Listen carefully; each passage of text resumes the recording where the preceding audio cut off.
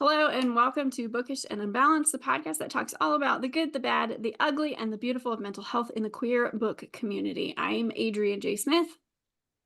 I'm Amy Spencer. And I'm Katie Trapp. So from authors to editors, publishers, readers, reviewers, and narrators, we all have a state of mental health and we neglect talking about it, or worse yet, we are ashamed to talk about it. So let's break that stigma. On today's episode, we are interviewing Dean Klinkenberg, who writes nonfiction and fiction books, and told me he has the best last name on the planet when I met him. So, welcome, Dean, to our little podcasting world. Well, thank you so much for inviting me on this. It's nice to meet y'all, Katie and Amy. Hi, we're kind of spread out around the globe. I kind of like this. It's fun. We are. I think you're probably closest to Katie. I'm in Kentucky. Yeah, we're practically neighbors. I'm in St. Louis. Oh, Just to keep it fun. Anyway, can you tell us just a little bit about yourself? I know far more about you than either Amy or Katie does, and definitely any probably of our listeners. Yeah, I'm one of those people who has not had a linear career path. I've done a lot of different things. I started off thinking I wanted to be a psychologist, so I went to grad school, got a PhD in clinical psychology, and I worked in a research field for 12 years or so.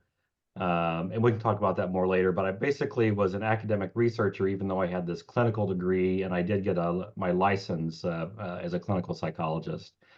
But I kind of discovered after a while that I wasn't the best fit for the academic lifestyle, and I was feeling burnt out, and I found that my patience was waning, and I was starting to have arguments with people in forums and places that were really out of character for me, and I kind of realized that was probably not a good sign. And I eventually made a decision to just make a clean break and get out of that field, more or less a clean break, I guess I should say. I thought writing would be an interesting way to make a living.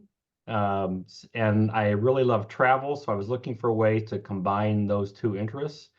By that time, I think my husband and I had taken a couple of pretty long trips, and we'd gotten back from 5 weeks in Southeast Asia. And it was, I hate to be cliched about it, but it was a little bit of a life-changing kind of trip.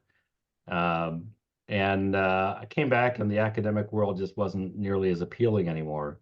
So since I left the university, which was, let's do math, 15 years ago, I've been kind of piecing together a life of freelance writing, travel writing, doing a little bit of consulting in the old world that I used to work in, and just trying to make that all work.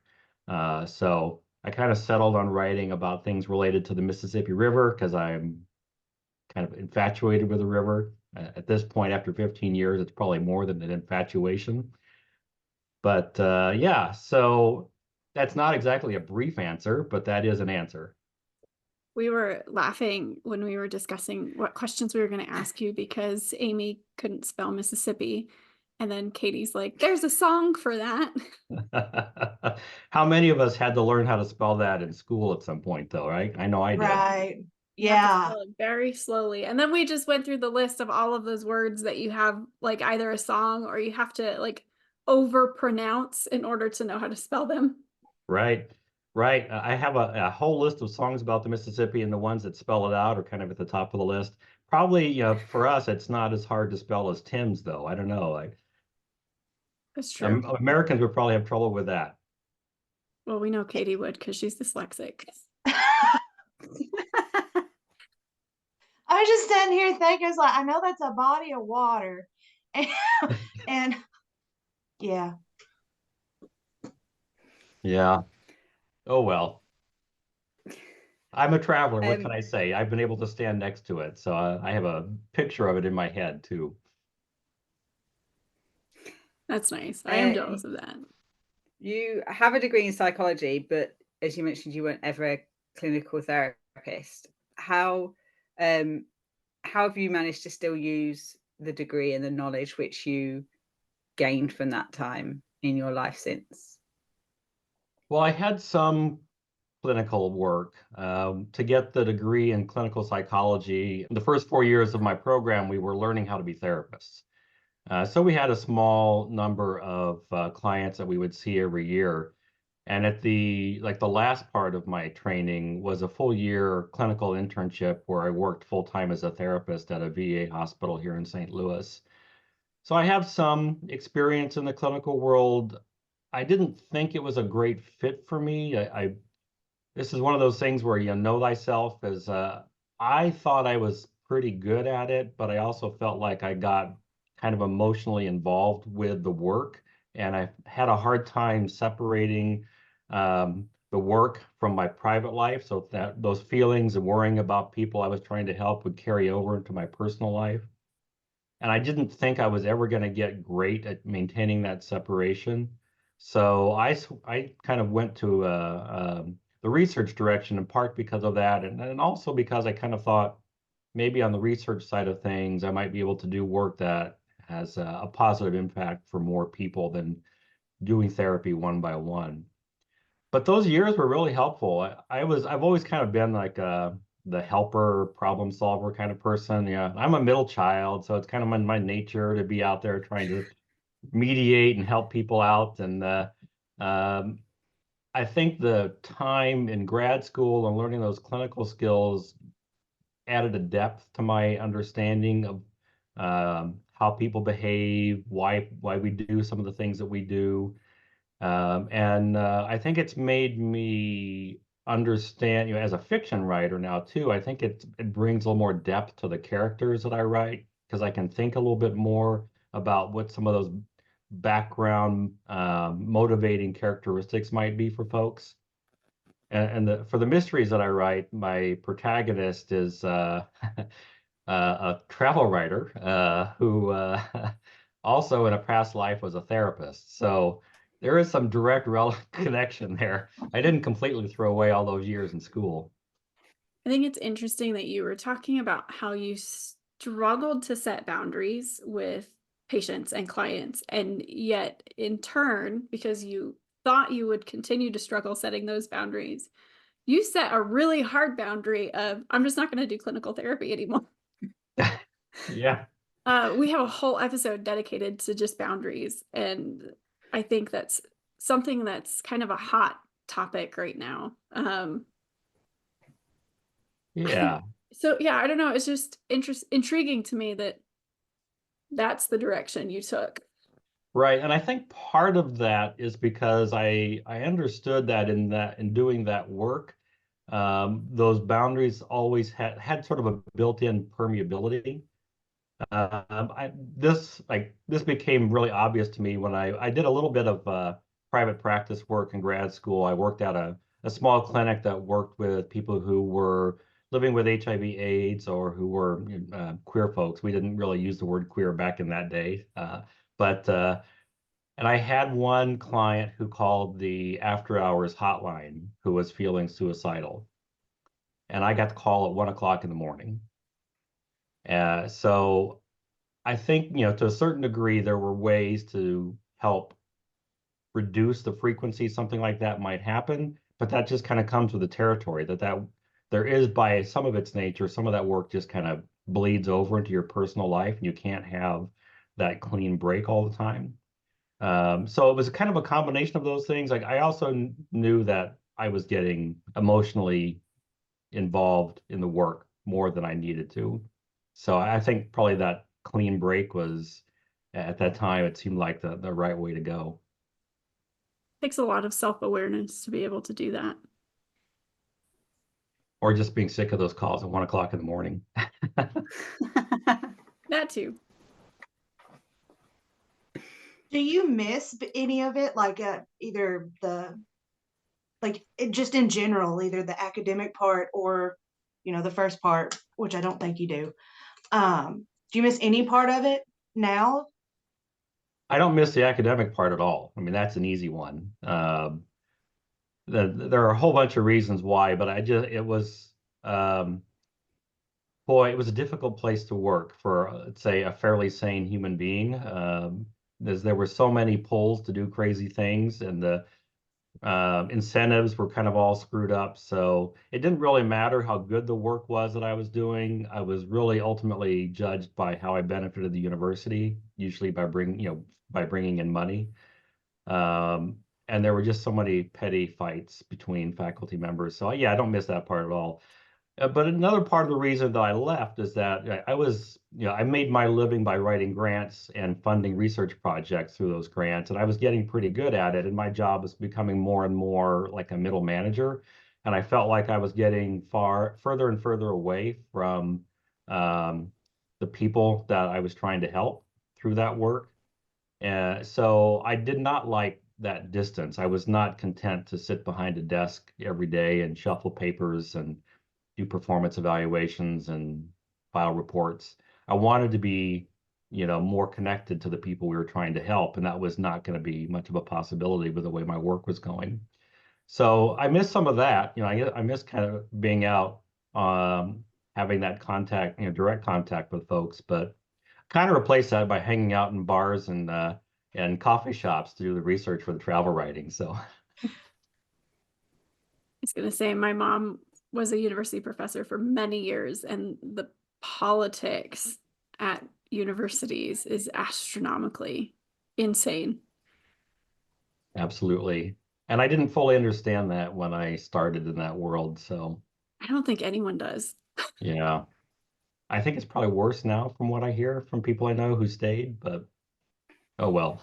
Yeah, maybe. I don't know. She's been out of the university world for about 10 years now. So, but yeah, however, being the child of a parent who who worked in the university system, by the time I got to college, I was like, I know how to handle this. I know how to play this game that you think I don't know how to play, which was really nice. Yeah, I didn't have that advantage, I guess, but Well, there's a reason I don't teach at the university.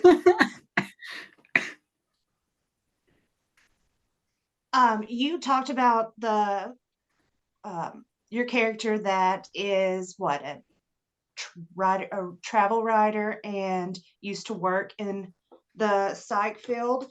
Can you tell us a little bit about how much your academic studies and research finds their way into your writing? um, it's there a little bit because it was such a big part of my life, like especially for the first mystery that I wrote, where I was kind of establishing some of the background story for that protagonist. It was hard not to draw on some of my own experiences. I changed quite a bit, obviously, but I think the more I've gotten into later books, then there's less and less of that influence. The parallel is kind of you learn this pretty early in the book that this protagonist, began his career working as a therapist and had an experience that basically caused him to burn out. And he was also in a setting where there were some toxic work relationships. I don't know where I got that idea from, but and he makes a clean break and he gets out, but he still has some tenuous connections to the people that he used to work with. So that's kind of there in the first book more than any subsequent books. But mostly then it's about him going forward from there. And then there are other things in his past that he is going to have to come to terms with. And some of that gets dealt with in books 2 and 3. But yeah, the academic part is there's a flavor of that, but I kind of took him in a little different direction. I have two questions on my brain. So it's a series. Have you ever thought about writing another character into another series, or are you and Frank pretty much like BFFs, and to break up with him would cause some turmoil? Oh, I'm definitely not ready to break up with him. So the way I've kind of set up this book, and yeah, he's clearly the protagonist, but he has a close friend who is a homicide detective. So that's kind of it was kind of a cheat code for me to be able to have him to rely on to help out with murder investigations. Because travel writers, I don't know if you know this, travel writers typically don't get involved in solving crimes. So I have his buddy, and I'm able to do a lot with him. And I think probably the most fun I have writing is when I get to write the interactions between the two of them, because they're childhood friends. They've known each other for a long time. So I don't know. I'm not tired yet of writing that particular character. I'm working on the fourth book now. I am thinking about other fiction to write. I've been really heavy into nonfiction the past 3 or 4 years, and I'm starting to pivot more to thinking that fiction is probably the way I'm going to go for the next 3 or 4 years. But for the time being, like, I'm not entirely sure what's going to be next, but I'm thinking in addition to writing more mysteries, I might try some historical fiction, because I like that mix of history and telling stories about the past. And there's so much historical fiction that told a pretty narrow point of view or slice of history, and I'd like to be able to tell stories that brings in a wider range of characters and tells more, fills out some of those stories. There's some great queer historical books coming out lately. I love seeing it. And just kind of how they explore the queer experience back in the day, whatever the day is, but yeah, there's been some great ones coming out lately. So you mentioned that you worked with those who are marginalized, the homeless, addicts, those struggling with HIV and AIDS. So how did that affect your mental health, and or how did it change your understanding of mental health? Yeah, I'm not entirely sure when I first got interested in going that hard into it. That I probably shouldn't say this live, but I just recently turned 60. So I grew up with AIDS. When I came out, that was about when AIDS was blowing up. And I was a little more sheltered than a lot of other folks because I lived in a medium-sized city in Wisconsin. And although I certainly lost friends who I still miss to this day, and we certainly had all the fear and the confusion about, what we were supposed to do, what this meant, how long it was going to last. I wasn't as immersed in that world as other people were. But I was involved in AIDS activism, at least in helping people with AIDS and trying to do what I could to prevent the spread of HIV, even in college. And that was something I wanted to keep doing when I got to grad school. We still didn't have, very good treatments at that time, so it was still prevention was really the best approach. And it didn't take me long to see also that there were a bunch of, um, coexisting or co-occurring mental health and substance abuse issues that went along with that. It was hard to find people who had HIV who didn't also have some mental health issues or challenges with substance abuse. So if you were going to do the work, you kind of had to dive into all that and get to know some of that. And um, so, I think one of the things that I learned from all that, especially like from the working with people who were homeless, was some of their struggles weren't that much different from my own. But I think one of the areas where there was a big difference was they just were more isolated.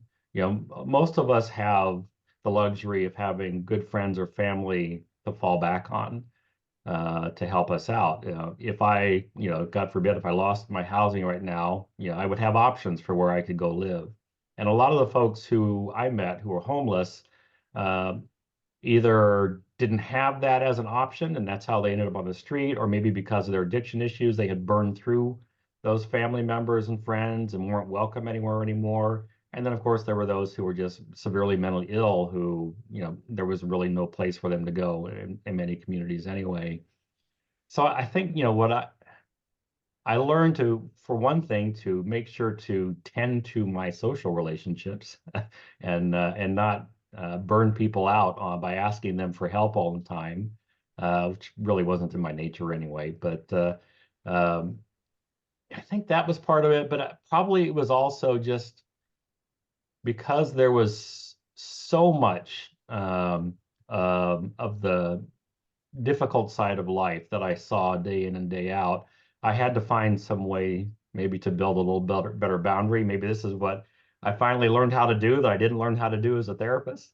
But I had to find some way to cope with seeing people who were having a very difficult time, and knowing that there was only so much that I could do and find a way to make some peace myself with that.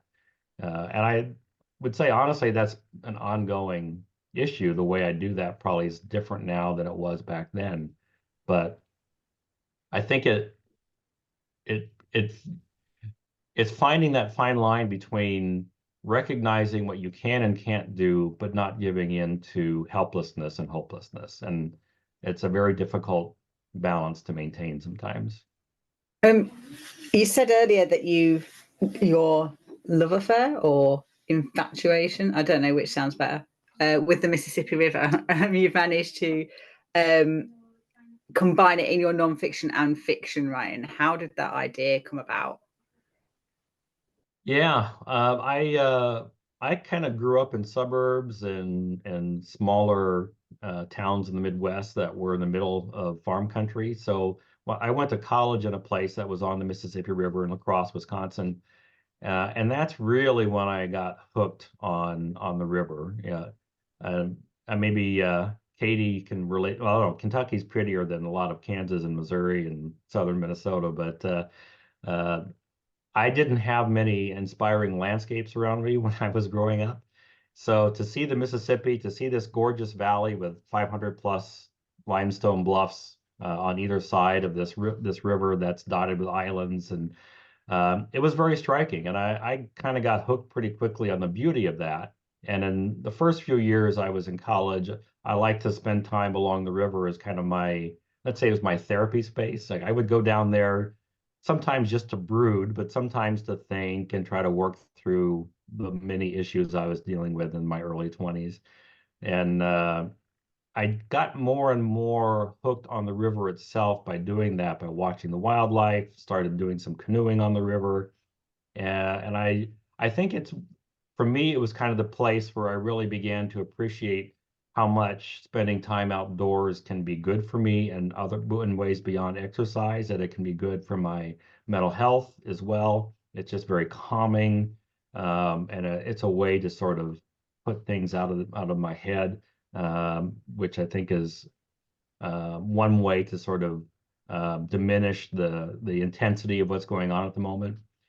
So that's really where it started. And when I was ready to leave the university and trying to figure out what I was going to do, I thought nobody's really writing that much about the river and about this great place in the middle of the country, at least for travel. So I figured that would be something that could be my specialty, and um, kind of took off from there. Like, it's one of those things, like the more I learn about it, the more there is to learn and the deeper I want to go. And there doesn't seem to be any end to that cycle yet. So it still fascinates me. And I'm probably more hooked on it now than I was even 10 years ago.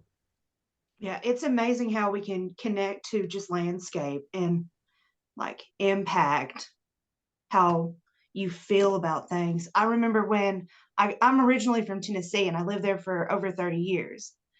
And when we moved to my wife's hometown when we got married, everything is a hill because it was Eastern Kentucky. Everything is a hill or a mountain, or I swear those people will build a house on 3 feet of flat land tucked into the side of a cliff and call it home.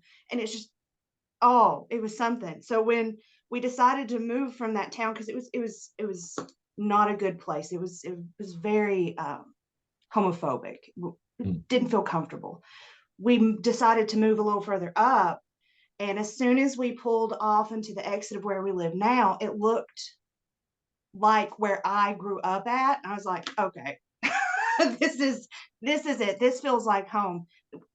It made it feel like I wasn't so far away, and it was like a comfort. So every time like we pull off the exit, it's like, okay, this kind of looks like my home, and I feel a lot better about it. Yeah, but I think we've got pretty good research on this now too, that, spending time outdoors, is good for your mental health. And uh, last year I did a few interviews with folks about their experiences with the Mississippi, and two guys volunteered without me even asking about how spending time on the Mississippi had been really important to them and helping them deal with PTSD they had from combat service. So, I mean, I think we underestimate how important that can be. It maybe that's the reason I'm still relatively sane now, is I get to spend a lot of time out along the river. I should have done that while I was an academic, maybe that would have been the key to sticking around a little longer. Oh, I have to go do some research. Let me go take a really long walk. Yeah. See you in a few weeks. I'll see. All right, I'm going to go for a paddle about 300 miles or so. Here's the fun question. The question kind of why we're here and we save it for last. You've shared that you left academics because of the strain it had on your mental health, right? Being burned out. And we could probably have like 6 podcasts just on the topic of burnout. But can you tell us a bit more about your personal experience with mental health? Mm.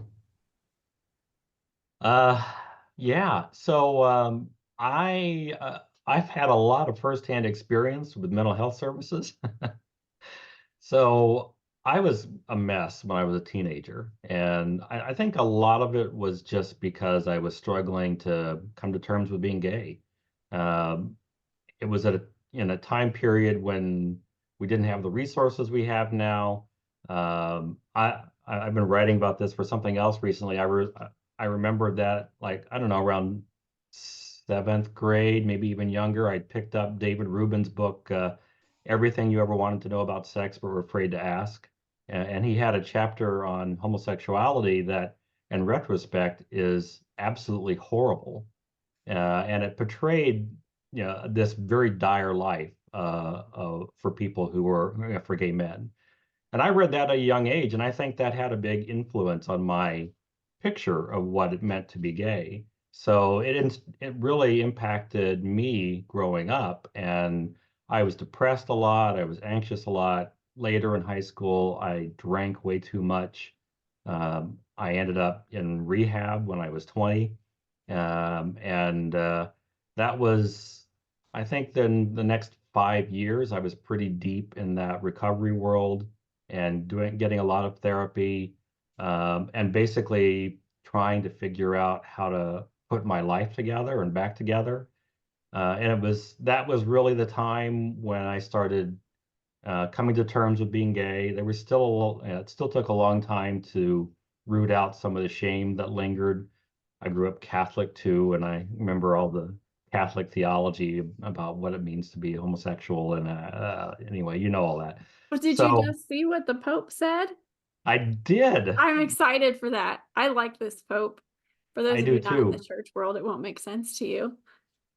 Right. And it's certainly something I never expected to hear from a pope in my lifetime. Yeah. The Pope So, essentially declared that same-sex marriages are okay. right. He said that priests could bless They could bless same-sex them. unions. Yeah. They couldn't do the sacrament of marriage, but they could bless same-sex unions, Baby which steps. is Baby steps. huge. Yeah, It it's is massively huge. yeah. Because just a few, Pope John Paul, I forget which one. Anyway, this is a bit of a digression here, but a previous pope basically said homosexuality was a worse sin than killing. That would So have been Benedict. that was Benedict. All right. My favorite. Yeah. But Oh, the eye roll. When he was elected, I was like, why? yeah. But it's Well, because now we so have yes. And I was still kind of entangled in the Catholicism somewhat at that time too. This is why you never know what kind of experiences you're going to have in your life that are going to end up being transformational. But when I came out and after I was in the recovery community, one of the people who was actually most helpful in helping me take my initial couple of steps was a Catholic priest. So I won't say a lot about his background. He was in many ways he was not an ideal role model, but he was very good to me, and his help was really helped me along a lot. And for a brief period of time, I was involved with the church again and got involved on the parish council for this university parish that I went to until I finally saw the full picture with the Catholic Church and said, maybe I really don't need this anymore.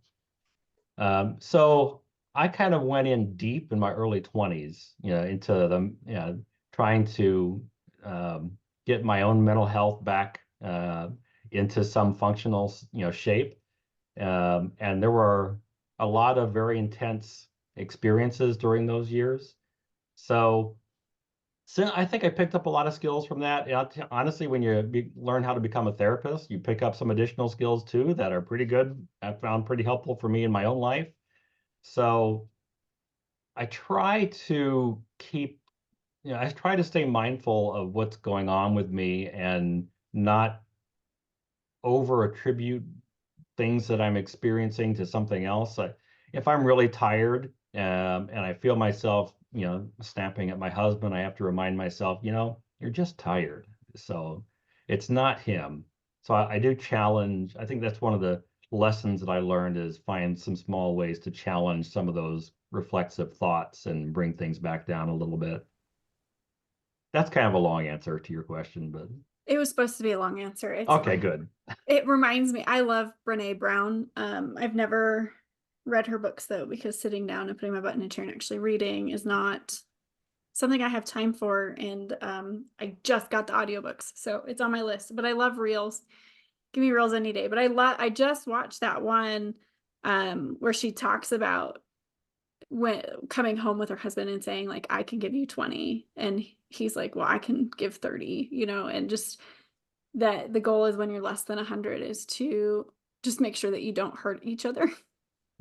Right. But having that self-awareness of saying like, I don't have much to give right now, and I am aware that you don't have much to give right now, and so we're gonna function to the best of our ability and not get pissy with each other when we get short-tempered because we're exhausted and tired and stressed out, and so did something and it ticked me off. Right. Right. And I think it helps too from the other side that when somebody does something that irritates me or pisses me off, to be able to pause for just a second and think maybe there's something else going on here. Maybe it's not just me, to not personalize it so much. So my father died about a year and a half ago. He developed ALS late in life and had a pretty rough end, and was losing his ability to control his own body. And I remember one moment where he was having me do something for him on the computer, and he was trying to place a bet, a sports bet. It was one of the few pleasures he had at that point. And I'd never used this website before, and I was having trouble kind of figuring out what he wanted me to do. And he got pissed at me and he snapped at me. And it would have been very easy in that moment to take that personally and mope or whatever. But I just thought to myself, he's not mad at me. He's mad at the fact that he doesn't control his own body and he can't do this for himself. So, and just being able to pause and think about that, I mean, it's adds another feeling to it. Obviously, it's sad to think that, but it's not my fault and it's not something I have to personalize. I don't know if I could have done that 20 years ago. Yeah. The other thing that you mentioned that I love to talk about and think about is just the change in the mental health world from even 10 years ago to now. And then the further back you go, the more drastic it has changed. And a lot of that is just because people are willing to talk about mental health. A lot of that, I think, is because millennials are now taking over the world. Yay. You can have it. It's one of the only times I'll admit to being a millennial is when we get credit for stuff like this. It's fine. Yeah. But I just, it's interesting to me because I also had therapy very young in the early 90s, and it is so different now compared to back then. And it just always makes me pause and go, wow, these kids these days have such a leg up compared to what I had. We can actually say the word trauma and post-traumatic stress disorder and depression, and there's like this whole world will open up of here's 500 ways we can possibly help you. And you just had mentioned that somewhat, in that it is radically different now than it used to be. I think there's a better understanding of how important it is to attend to your mental health and all the different factors or different experiences that can have a negative impact. That we all have stuff we go through. I wasn't sure if I could swear on this podcast, so I had to censor myself there for just a second. But I think what's one of the differences to me, it seems like, is just culturally, it's more acceptable to talk about the difficulties openly and to share your experiences. I sometimes worry, sometimes people get a little too stuck in processing their feelings and not letting those go. But yeah, that's a better side to err on than never talking about anything.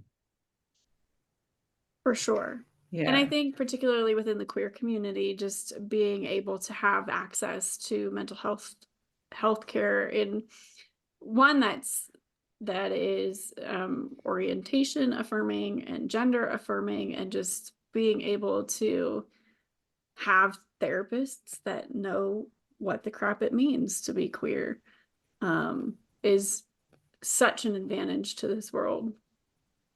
Yeah, absolutely. I kind of feel like we have to have that right balance too. Like there's no substitute for having good friends and having the emotional support in your life. But there are times when friends aren't enough and you need somebody to go deeper with. And it's not, I don't, I guess like the virtual therapy world now, I haven't tried it myself yet, but I think ultimately that's probably going to prove to be a good thing. It makes therapy more accessible to more people. And it'll help, it'll help in those moments when you've got something going on that maybe you need to just flesh out a little bit more before you talk to your friends or family about, or you just need some time to go deeper into it and figure out what it means for you. I am in the virtual therapy world. Both our marriage counselor is virtual and my individual counselor is virtual, although he lives only and practices only 40 minutes away from me. I chose the virtual route because there are mountains and I live where it's cold, and I would like to not miss my appointment. Also taking 3 hours out of my day to get there, have therapy, and come back. But the marriage counseling thing was a massive advantage to us because when we started, we lived in Western Kansas, and finding a therapist out there who, one, was available, two, trained enough, and then three, was accepting of the fact that I am not straight, was extremely difficult. And so we were very thankful and that was pre-COVID. So I think now that COVID happened, it's kind of exploded in the world a lot more. And I am so thankful for it. But that's also not like the apps or whatever where you go and you talk to a therapist one time and then you're done kind of apps. And those are a big thing now too. I haven't tried any of those out yet. So I I, have I, I would probably have a reflexive skepticism about that, but I'm not sure like one quick conversation is going to solve very much, but maybe. I don't think it will. As I told my therapist, it will take me 6 months to decide if I like you. We'll see. Yeah. Well, I think it took me a couple of solid years of doing a lot of personal work to be able to turn my life around from the mess it was when I was in my teens. So, and that was, in some places I was essentially had some kind of therapy every day. So it takes work. I mean, especially like to make a significant change, it does take some work, Yeah. but it's so I'm worth in the it. process of shopping for a new one and I'm not looking forward to it. That's the hard part, isn't it? Is to find, because you still That's have to find really somebody hard. you can connect with. Yeah, and we have this thing over in the UK where we have access because we have we free healthcare system.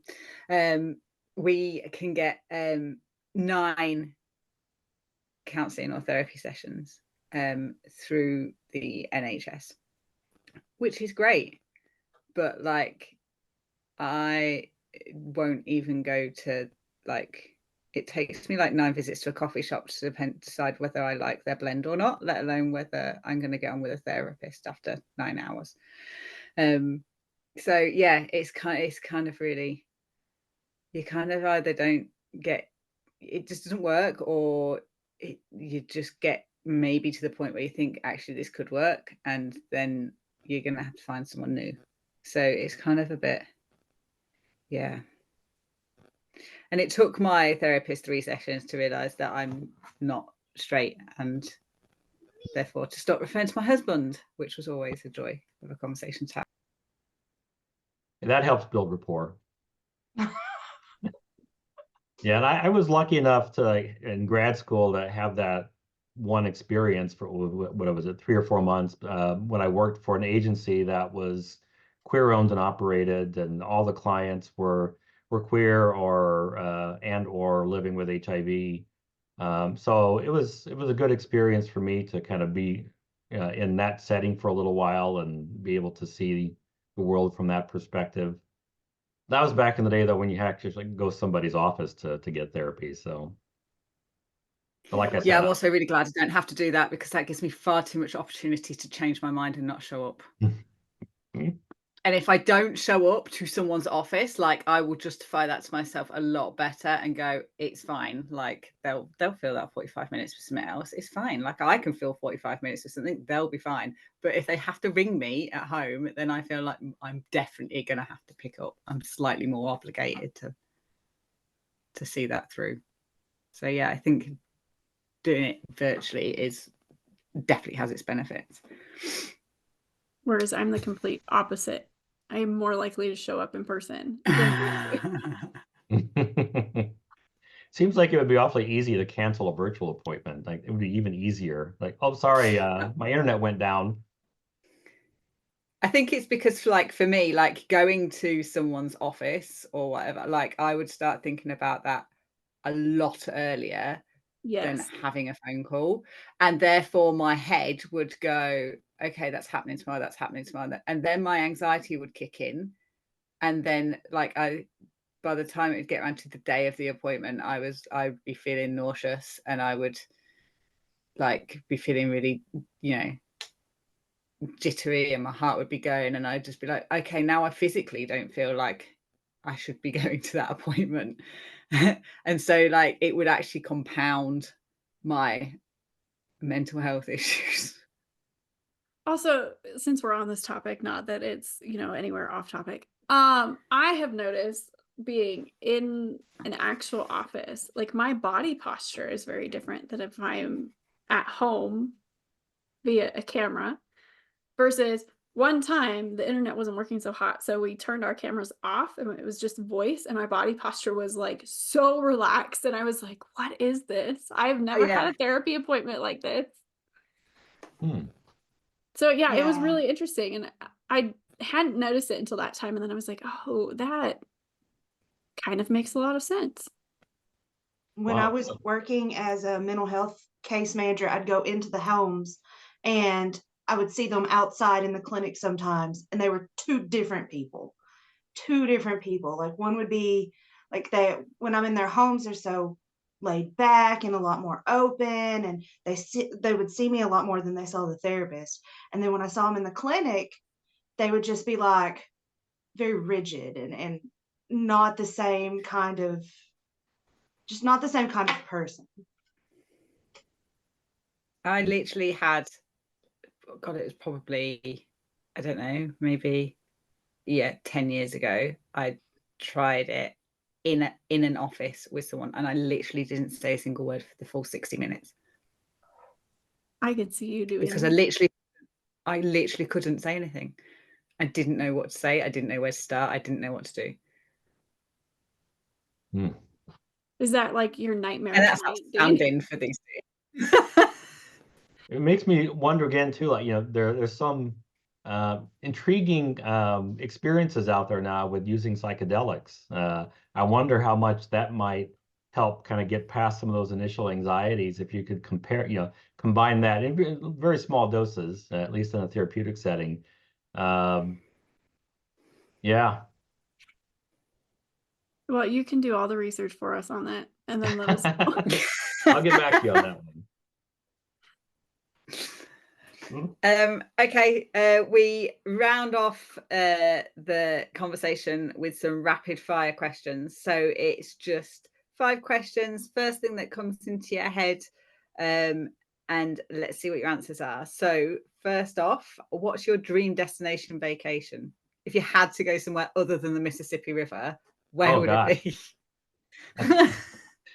Um, I'll just answer it kind of generically. I like to go places that get me out of my comfort zone and challenge me somewhat. So any place where I get to be someplace that's completely different from what I'm used to in my day-to-day life, I would love to be there. What this is a new one. This is the first time we've thrown this one out to a guest so far. What trope are you, either in your relationship or you as a person? Ooh, what trope am I? Um, well, that implies that I know the tropes really well, for one thing. But I am probably something like the amateur detective in mysteries. That's probably why it's a good fit for me to write those books, is I've got a lot of those traits. I like solving problems, can be a little bit annoying at times with the questions I ask. So I'll go with that one. Where did you see kindness today? Well, one of the things that I love as part of my daily routine when I'm home, I've got a coffee shop that is my regular spot. And so this place is about a 20 to 30-minute walk from my home, so I get some exercise too. And today was just one of the, I'm going to say this is a kindness, even though this should be the norm. The place was really busy and the line was kind of long, and people were very chill and just talking to each other. Nobody was complaining about having to wait or acting like they were in a hurry or better than everybody else. I just thought that was a nice, gentle moment. What is your philosophy on good mental health? So in what, 5 words or less? Let's. I think the fundamental aspect, the fundamental truth, I guess, for me is don't keep it in. You've got to find some way to express what you're feeling. And you can be judicious with who you decide to disclose to, but you got to have somebody in your life you can talk to, whether it's a close friend or a family member or a therapist, or you've got to find some way to express and talk about your inner world. And at the same time, you have to be able to put all that aside and listen to other people's experiences, because I think listening honestly to what other people are going through kind of helps us place our own experiences into better context. And finally, where did you find joy this week? Um, I made a really delicious chicken with cream sauce and mushrooms last night. That brought a lot of joy to me. Our chef That's the sort of Katie, thing that brings Katie joy. I was like, our chef Katie over here is like, and where's the recipe? We had chicken fajitas because I didn't feel like cooking. Those are good too. How much cumin did you use in those, Katie? And we're not doing that. I did hold the bottle. The first time, like, I made it, I don't know, it was a podcast a while back. Right when we were about to do a podcast, I was marinating the chicken, and I had like the huge Sam's Club bottle of. Can't say it because we made fun of her so many I say times. cumin. And I was told that was wrong, but my wife and best friend say I'm right, so that's fine. This huge bottle of cumin, and the bulk side where you can put the like a measuring spoon in was open, and I didn't realize it, and poof, right all over, like half of the bottle went all over the chicken, all over the counter, all over me. I smelled awful, and I had like 10 minutes before we were about to meet a guest to go cook. To go do our recording. So it was, I had to go outside and like shake my clothes off because I didn't want to get all over the kitchen.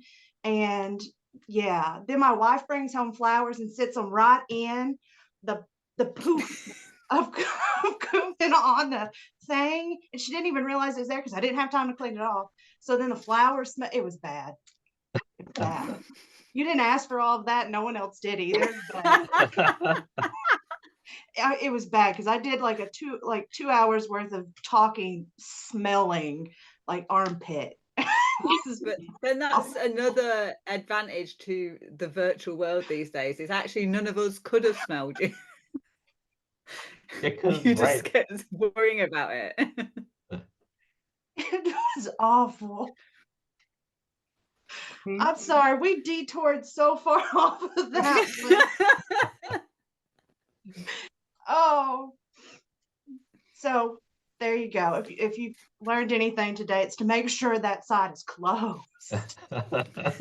I've done that with salt, although that doesn't have the same odor as cumin does. So, No, that's true. That's true. but it doesn't make the food taste any better. It doesn't. I had to wash the chicken off. Okay. I'm sorry. So I guess that rounds up the podcast. That's all for our latest episode of Bookish and Unbalanced.